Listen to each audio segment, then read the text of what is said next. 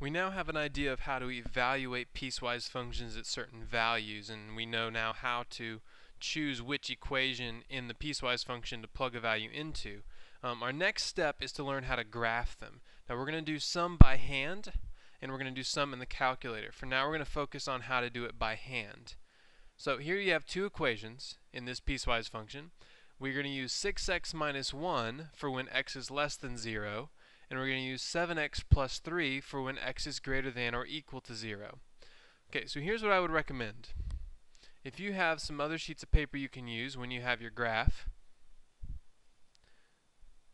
choose just one of the functions. So I'm going to start with this function. Start with the top one. Now the top one only exists where x is less than 0. So what I'm going to do is I've got this black box I'm going to use, and I'm going to block off everything that's not less than 0. Let me see if I can. It's okay. You get the idea. So we're focused just on this area right here. Okay? So just that area, just what the black box is not covering. We're only wanting to go where x is less than 0. So since we're probably just going to do straight lines by hand, so what I would recommend is it's x is less than 0. So I would always use the value that's listed, in this case 0. And then it's less than 0, so we've got to go smaller. So let's do 0, -1, and -2. I wouldn't want to do +1 and +2 because that's not less than 0. So start with the number that's actually there, in this case 0, and then do 2 more in whatever direction you have. So in this case x is less than 0, so I'm choosing 0, -1, -2.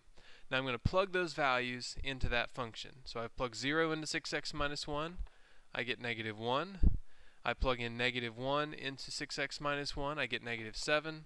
I plug in -2, and I get -13. Okay, now this graph may not hold all three of those points, but we'll do what we can. First of all, since this right here is just x is less than 0, since there's no equals to there, I'm going to have an open circle on 0. So at the point 0, -1, which would be right here, I'm going to put an open circle.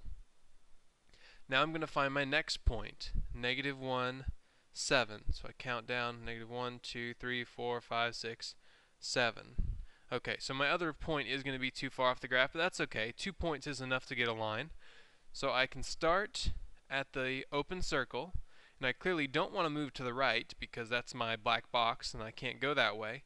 So I just connect these dots, draw an arrow, and I have my picture. Okay, so we've now successfully graphed the first part, the 6x minus 1. Okay, now let's focus on the second part, the 7x plus 3. So here's what I'm going to do. I'm going to take my black box now, and I'm going to cover up the part that's less than 0. So I only want the part greater than 0. So I'm only focusing on the right side of the graph right now. So let's do the same process.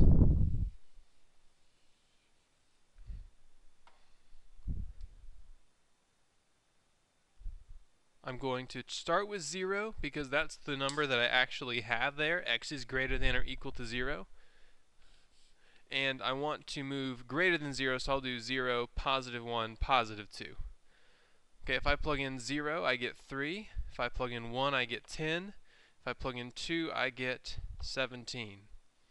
Okay, so I plug in 0, 3. Now this time, I have greater than or equal to, so I use a closed circle. So when I go to the point 0, 3, I use a closed circle.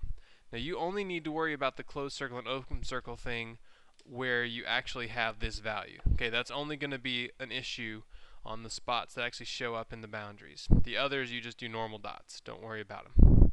Okay, so I've graphed 0, 3.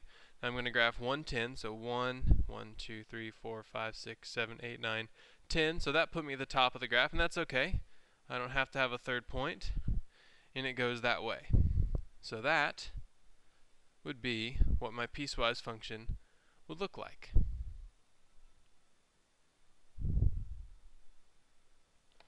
Okay, let's try a second one. We have some horizontal lines here, 0 and 5, and then a just a normal line at 4x minus 6.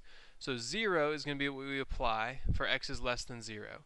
So I'm going to mark off so I can only see where it's less than 0.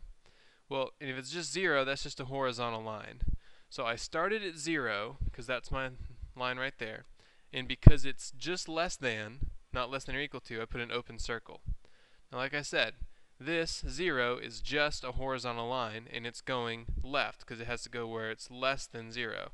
So I'm actually going to use blue so it shows up a little better. Actually, red might show up even better. Let's do that. Alright. So 0 would go that way, because 0 only exists where x is less than 0. So I kind of have to go in the direction that my arrow is pointing. Okay, now the middle one, 5, applies between 0 and 2. So I'm going to move it over, so all I can see is 0 to 2. Okay, well 5 has equal to right here at 0, so I'm going to have a closed dot at 5 at 0. But then it's just less than at 2, so I'll have an open dot at 2 and connect those to make my horizontal line. And then finally, I'm looking at only where x is greater than or equal to 2. So I'm going to mark it so all I can see is from 2 and beyond. And I'm going to, since this is a line and not just a horizontal line, I'm going to set up one of these so I can plot some points. I would want to start with 2, and I have to go greater than 2, so I just move up 2, 3, 4. If I plug in 2 to 4x minus 6, I get 2. If I plug in 3, I get 6. If I plug in 4, I get 10. Okay, now, since this is equals to, when I do this first point right here, I need a closed dot. So remember, I'm already at 2 right here, so I go up to 2, 2. I have a closed dot, because it's equals to, greater than or equal to 2.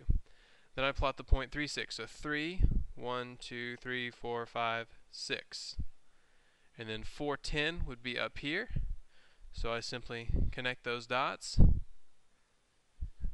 and draw an arrow that direction. So my graph would look like this.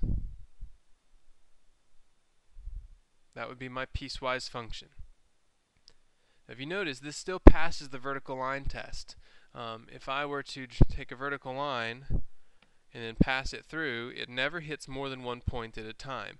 Because see right here, for example, it hits an open circle and a closed circle. And that's fine, because the open circle is saying there's not a point there. The closed circle is saying there is. So this does pass the vertical line test, and that's something you should make sure of, because if it's going to be a function, it's got to do that. Okay, last one. We have 1/2 x plus 1, where x does not equal 2. Okay, so this one's a little different. You actually still should go ahead and plug in 2. I know it says x doesn't equal 2. I know that might be confusing, but you want an open circle there.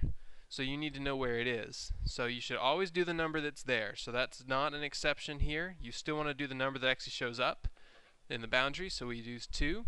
And we can go either direction we want. Since it's not that x is greater than or equal to 2, it's just x isn't 2. That means we can pick anything else that's not 2. So I'm just going to do 3, 4. And if I plug in, actually let's do even numbers so we get whole numbers. So I'll do 4 and 6. So if I plug in 2, I get 2. And I'm just make sure you're with me. I'm plugging it into this equation first. Just doing this one first. If I plug in 4, I get 3. If I plug in 6, I get 4. Okay, so let's plug in these points. 2, 2 would be right here. 4, 3 would be right here. And 6, 4 would be right here. Now I actually made a little mistake there, because like I told you, x does not equal 2. So that means I need to do an open circle at 2. Now again, since this is x does not equal 2, we can go both directions. Notice I didn't bring my black boxes in because I'm not restricted one way or the other. I can go both directions. The only thing is I have to have an open circle at that 2. So my last step is to just to plot this point right here, and that's all it is. When x equals 2, y is equal to 4. So I just plot the point 2, 4, and that would be my graph.